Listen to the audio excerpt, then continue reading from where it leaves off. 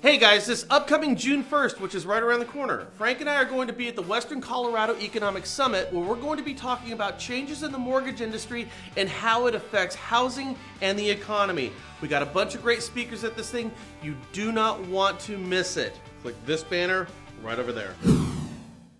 All right, so yesterday we talked about the latest guild government/banking shakedown, which is exactly what it is, by the way.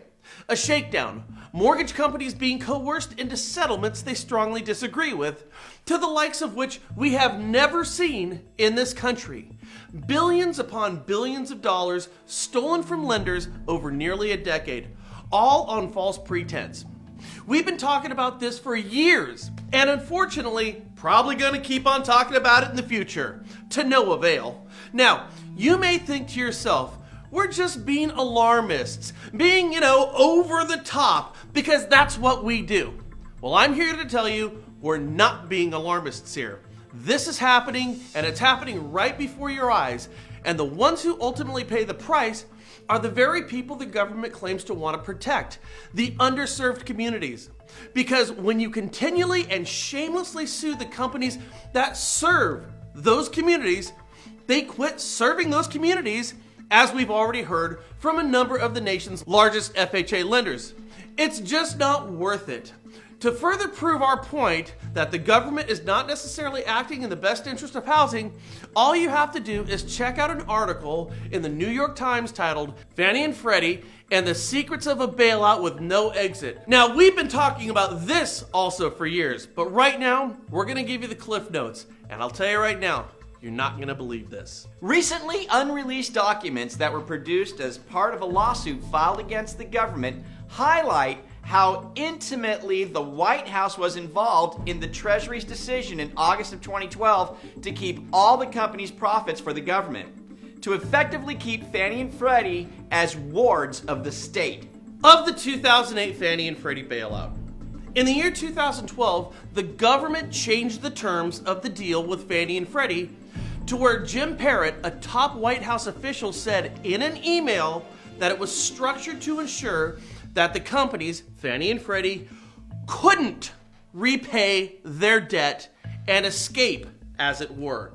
Again, this was just released in a White House email. So you understand the change of terms was not to pay back the taxpayer, but to ensure Fannie and Freddie never could.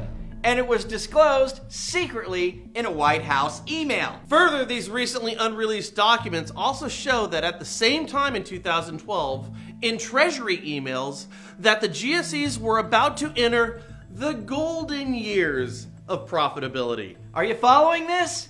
They knew Fannie and Freddie would become enormously profitable and as a result, changed the terms of the deal so that Fannie and Freddie could never leave. Meaning the government, not the shareholders, would always get all of the profits. Now, we told you about this. During those years of 2012, 13, and 14, Fannie and Freddie's combined profits would have made them the most profitable company in the history of the world.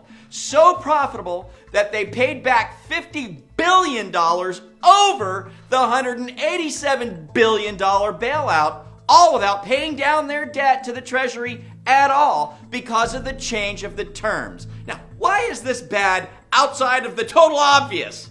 Again, just recently coming to light, like within the past couple of days.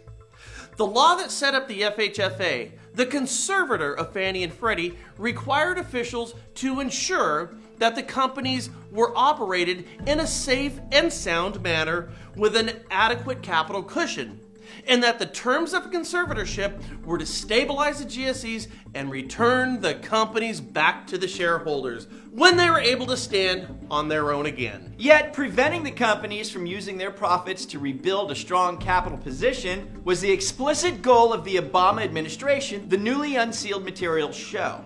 In an email sent the day the profit sweep was announced, Mr. Parrott said diverting Fannie's and Freddie's profits would eliminate the possibility that they ever go private again.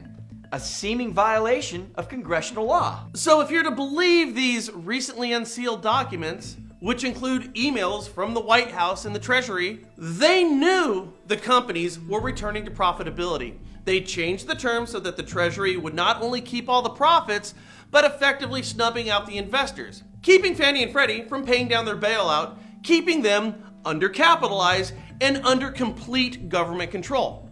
Sadly, this is a narrative that matches the actions of the Treasury and FHFA. They did it, and they knew exactly what they were doing, and much to the detriment to the long-term health of the housing industry. So here's the kicker. Why? Why are they still in conservatorship? Why haven't they just been cut loose and recapitalized? Why? They've made enough money, and they paid it back with a sizable added $50 billion cushion. Why? Because it appears that the returns are just too good.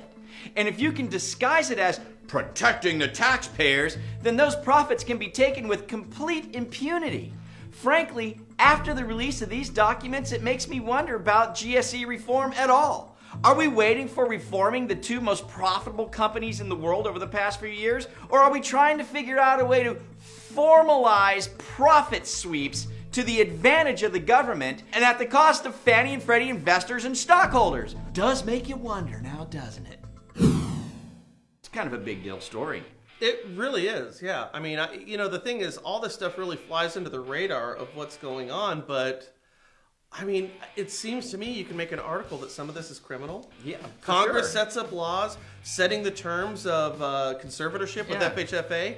And then a couple of years later, when it appears that they're going to make a boatload of money, the Treasury, and the White House goes in there and changes the term, keeps all the money. And now we're sitting on conservatorship for years when it makes no sense to not recapitalize them. Right, it's ridiculous. Well, let us know your thoughts down below. Please forward and share this one. Seriously, people talk about the Fannie and Freddie bailout as a bad thing. Right. The Fannie and Freddie bailout might have been the most profitable thing the government has ever done. It's true.